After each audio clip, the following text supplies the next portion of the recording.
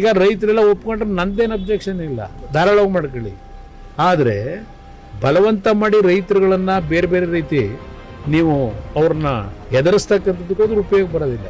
ಪ್ರೀತಿಯಿಂದ ತಾವು ಮಾಡ್ಬೇಕು ಕೆಲಸ, ಏನೇ ಮಾಡಿದ್ರು ಪ್ರೀತಿಯಿಂದ ಮಾಡಬೇಕಾಗ್ತದೆ. ವಿರೋಧ ಇದ್ದಾಗ ಯಾತಕ್ಕೆ ಆಟ? ಇದು ನನ್ನ ಪ್ರಶ್ನೆ. ರೈತರ ಜೊತೆಯಲ್ಲೇ ಕೂತು ಚರ್ಚೆ ಮಾಡಕ್ಕೆ ಹೋಗ್ತೀನಿ. ಬಂದರೆ ಅವರು ಬರ್ಬೋದು, ಹೇಳಿದ್ದೀನಿ, ರಿಕ್ವೆಸ್ಟ್ ಮಾಡಿದ್ದೀನಿ, ಬಂದರೆ ಒಳ್ಳೆಯದು. ಇದು ಸ್ಮೂತಾಗಿ ಆಗಬೇಕು. ನಿನ್ನೆಯಿಂದ ಕೆಲವರು ಒಂದು 15-20 ಜನ ಕೂರಿಸಿದ್ದಾರೆ. ಈಗ ಅವರು ಒಂದು ಕಡೆ ನಮಗೆ ಭೂಮಿ ನಾವು ಕೊಡ್ಲಿಕ್ಕೆ ತಯಾರಾಗಿದ್ದೇವೆ ಅಂತೇಳಿ ಅವರೊಂದು 20 ಜನ ಈಗೇನು ನಿನ್ನೆ ರಾತ್ರಿಯಿಂದ ಟೆಂಟ್ ಹಾಕೊಂಡವ್ರಿಗೆ ಅದ್ರ ಎದುರುಗಡೆನೆ. ಅದು ನನಗೆ ಗೊತ್ತಾಗ್ತದೆಲ್ಲ, ಅರ್ಥ ಆಗ್ತದೆ. ಇನ್ನು ಯಾವ ಕಾರಣಕ್ಕೋಸ್ಕರ ಇವೆಲ್ಲ ಒಳಗಡೆ ನಡೀತಿದೆ, ಅದರ ಬ್ಯಾಕ್ ಗ್ರೌಂಡ್ ಏನು ಎಲ್ಲ ನಾನು ಅರ್ಥ ಮಾಡ್ಕೊಂಡಿದ್ದೀನಿ. ಈಗ ನಾನು ಈ ರಾಜ್ಯದಲ್ಲಿ 2006-7 ಹೇಳ್ತಾರಲ್ಲ, ಆ ಸಂದರ್ಭದಲ್ಲಿ 3 ಮೀಟಿಂಗ್ನ ಕೃಷ್ಣಾ ಕಚೇರಿನಲ್ಲಿ ಆ ರೈತರುಗಳು ಯಾರು ವಿರೋಧ ಮಾಡ್ತಾ ಇದ್ದಾರೆ ಅಂತಕ್ಕಂಥದ್ದು ಒಂದು ಆ ಟೈಮ್ನಲ್ಲಿ ನಡೀತಾ ಇತ್ತು.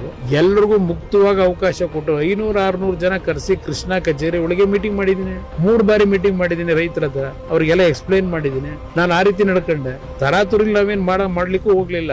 ರೈತರದ್ದು ವಿರೋಧ ಜೊತೆಗೆ ಇವ್ರು ಕಾಂಗ್ರೆಸ್ನ ನಾಯಕರುಗಳೇ ಆ ಟೈಮಲ್ಲಿ ಏನೇನು ವಿರೋಧ ಮಾಡಿ ಅಸೆಂಬ್ಲಿ ಒಳಗೆ ಚರ್ಚೆ ಮಾಡೋರು ದಾಖಲೆ ಇದೆ. ಅವರ ಜೊತೆಲಿ ಇರ್ತಕ್ಕಂಥ ಕೆಲವು ಸಲಹೆಗಾರ ಇಟ್ಕೊಂಡವರೆಲ್ಲ ತರಿಸ್ಕೊಂಡು ಓದಕ್ಕೆ ಹೇಳಿ ಅವರಿಗೆ, ಮುಖ್ಯಮಂತ್ರಿಗೆ.